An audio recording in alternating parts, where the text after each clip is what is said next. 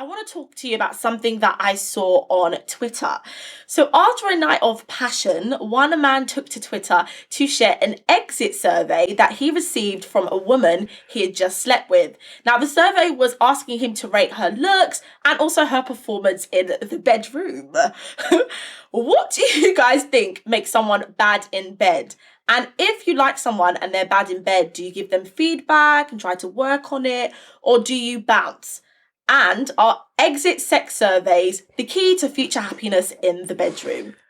Oh my gosh, I love this story so much. I found this hilarious. I also liked as well, the girl responded to the viral tweet because I thought it was funny, but obviously the guy making the tweet, he was trying to shame her because he was like, oh, I can't believe I slept with a psychopath. And the fact that she responded to the tweet and wasn't trying to hide herself or something, like, I really like that. I think I talk about this a lot, and it's probably not going to be the last time that I speak about it. But from a heterosexual perspective, I think it's so often that sex is seen as something that a man gets from a woman, and it's seen as something that a woman gives to a man. And a lot of the time, it's not seen as like shared pleasure, you know.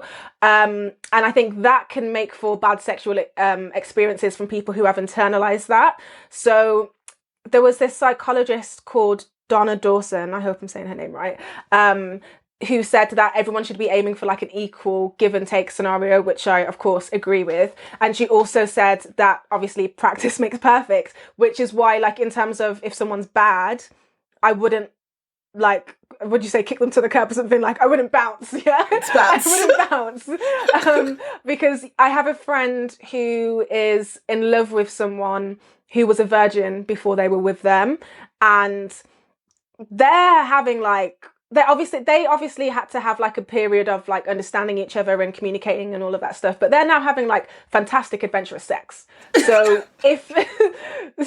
so a lot of the time it might not be that someone's bad, it might just be that they're inexperienced. And I think you hit the nail on the head for me, Luanda, because I think it's such a loaded question to be like, oh, if someone's bad in bed, because I honestly feel like sex is something that you can get better at with practice, with time, like with effort, with reading, listen to a podcast, listen to your partner. Communication. Exactly. Like, I just feel like when we say, oh, that person was bad in bed, we make it seem like you're born good at sex or you're not born good at sex. And that's a ready-made package. Exactly. It's just a lie. Like, everyone was a virgin. I can say that hand on heart. Everybody was a virgin. So if that's the case, no man started out being fantastic in bed and staying up for like 5 hours or whatever.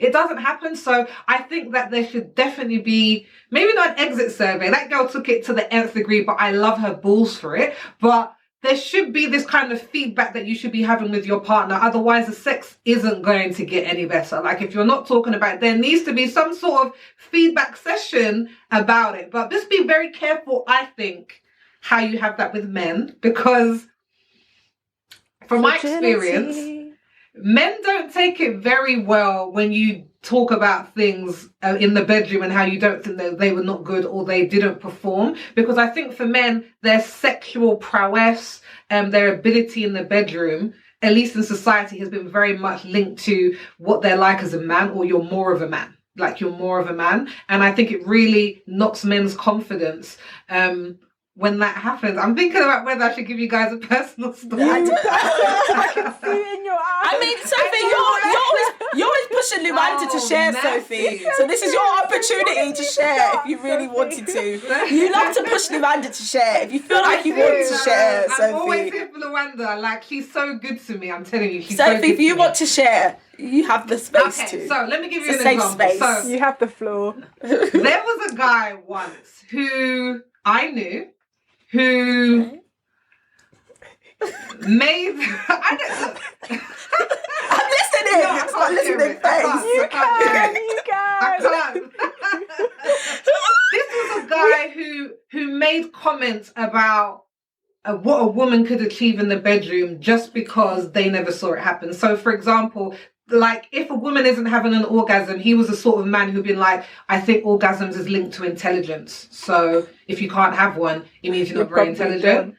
Like, yeah, Oh my that gosh. sort of thing. And That that's coming why I'm from sort of him. He's the one talking about intelligence. That's so interesting. So my thing is, I think there are men out there who literally cannot take being not reprimanded, but talked about in the bedroom. So you have to first of all make sure whether it's a decent guy that you're dating.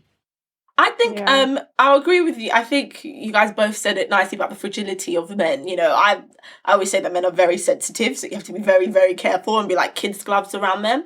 But I think the idea of someone being bad in bed, as well as experience, I think it's also subjective. Like, that's what I literally think. I think something that works for some people doesn't work for others. And when you, I guess, have a new partner, it's about learning each other. So in the beginning, maybe it might not be good because you don't know each other. So I think being bad in bed is subjective.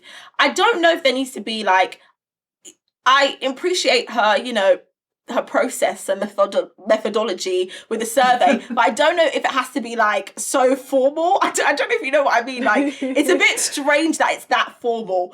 But I am with you guys in regards to making things better. Communication is definitely key. Like, talking about things are always a win. I'm not sure if exit sex surveys are the future to success in the bedroom.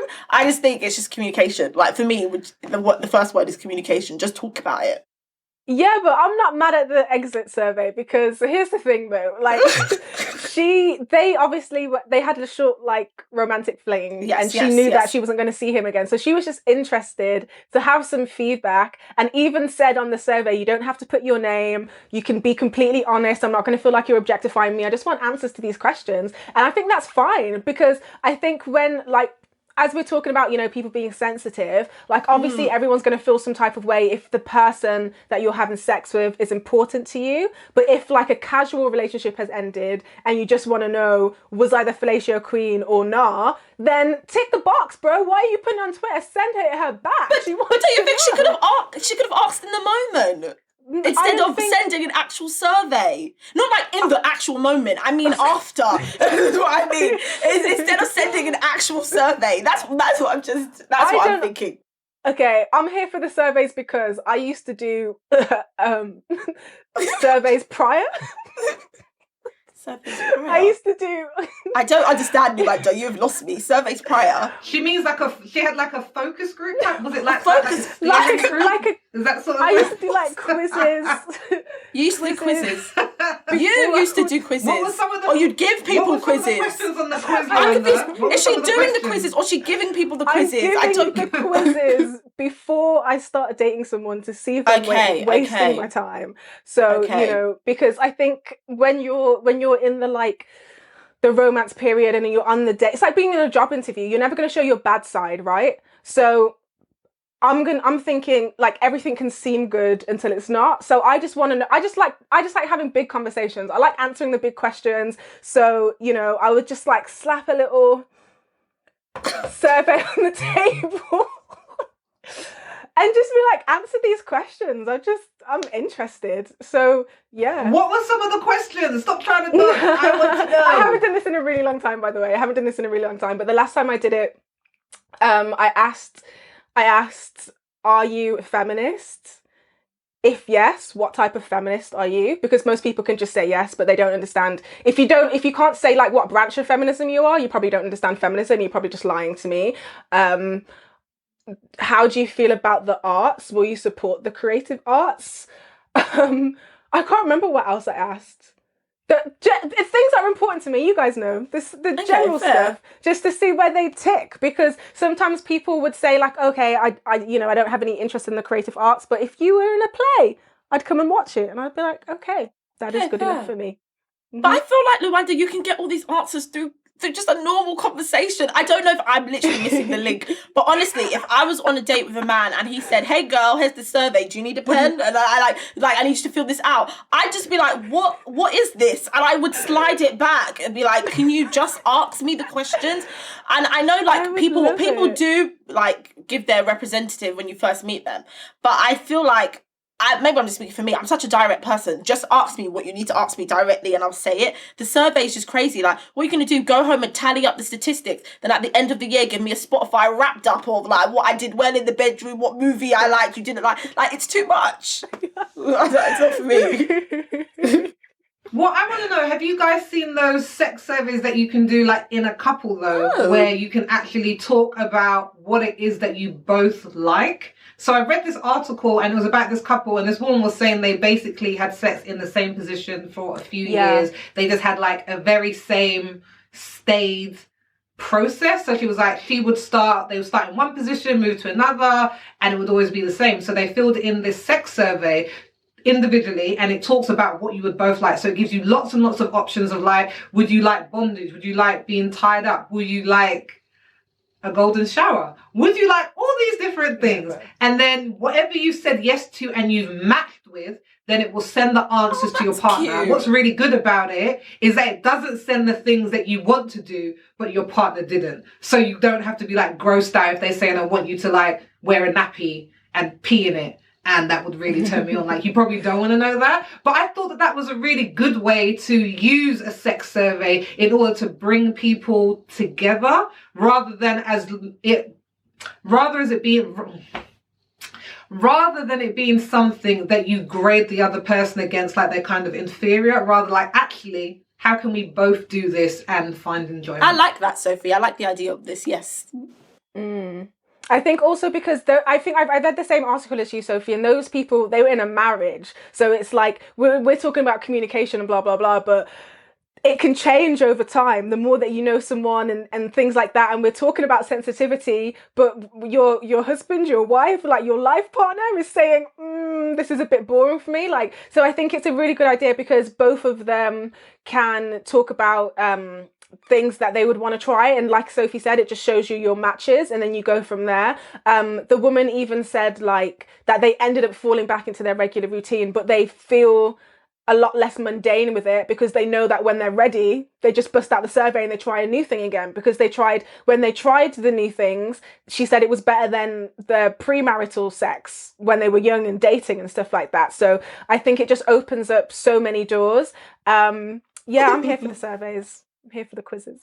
Yeah. And I think I'm just here for like sex with like intimacy and knowing somebody. Do you know what I mean? Like, I think that there's by knowing the person, and whether that's in marriage or not, like, I think that's how sex should be. Like, if you want to have one night stands, you know, do you. But there is something, for me, a different level of intimacy that you get by being with somebody and you're knowing them and knowing their body, because no two bodies are the same. So again, when we're talking about this idea of someone being good in bed or bad in bed, I feel like the statistics are always going to be very high for you finding someone who isn't good in bed, because what are the odds of finding someone who in an instant knows exactly what you need, exactly what you like, exactly knows what works for your body? So being with someone who can kind of work with that and spend the time to discover you, then I really think that's the best of both worlds, in my opinion.